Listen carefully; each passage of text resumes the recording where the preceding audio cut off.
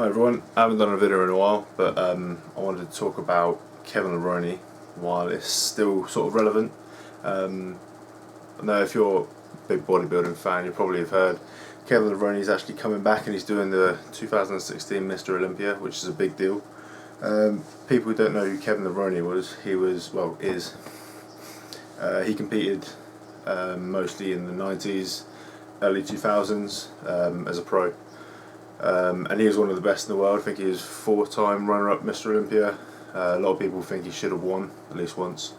But there's a lot of interesting things about Kevin Levrone which makes this whole thing a bit more interesting. So Kevin's doing the Olympia this year, and he hasn't competed in over a decade, definitely. I think it's 2002, 2003 the last time he sort of competed in the Olympia.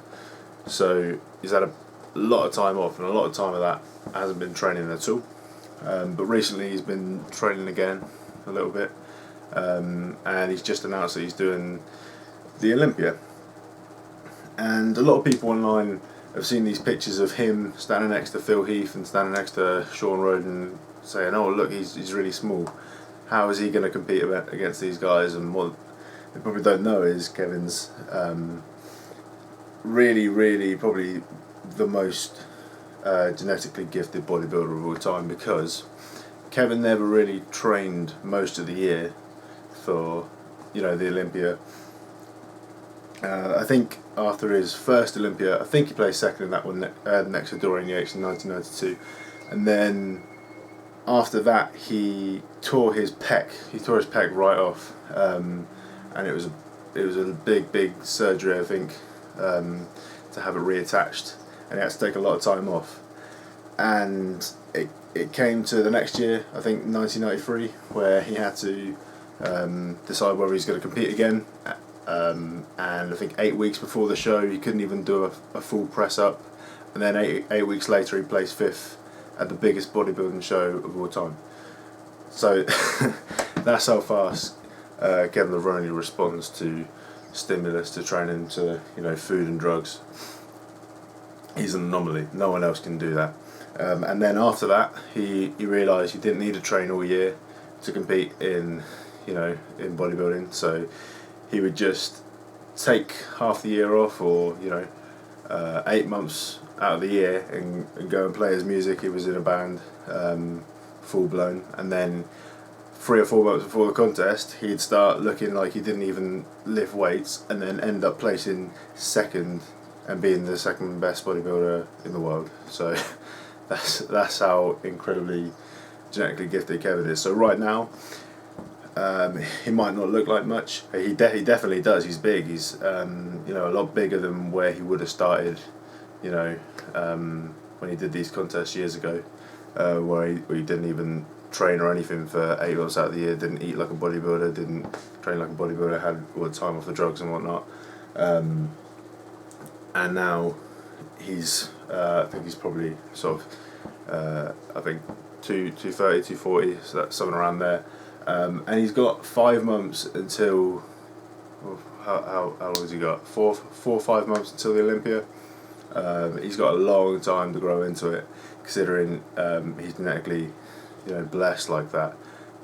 He is, I think, 49, so he's got that against him. But then again, Dexter Jackson's the same sort of age, sort of early 50s or something like that. He placed second at Olympia last year, and Kevin's all much better bodybuilder than Dexter, in my opinion. Everyone, is sort of agreed in the bodybuilding world that Kevin's probably one of the best bodybuilders of all time, and probably should have won at least one of his runner-ups.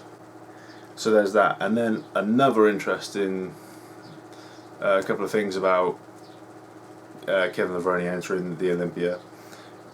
You've got people like Phil Heath, Sean Roden, Big Ramy, who haven't been 100% the last couple of years.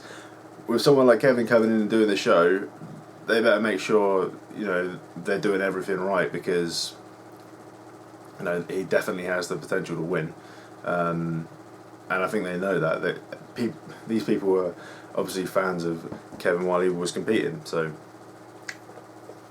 So yeah, they step up their game. We get better physiques all round. It's all good for everyone.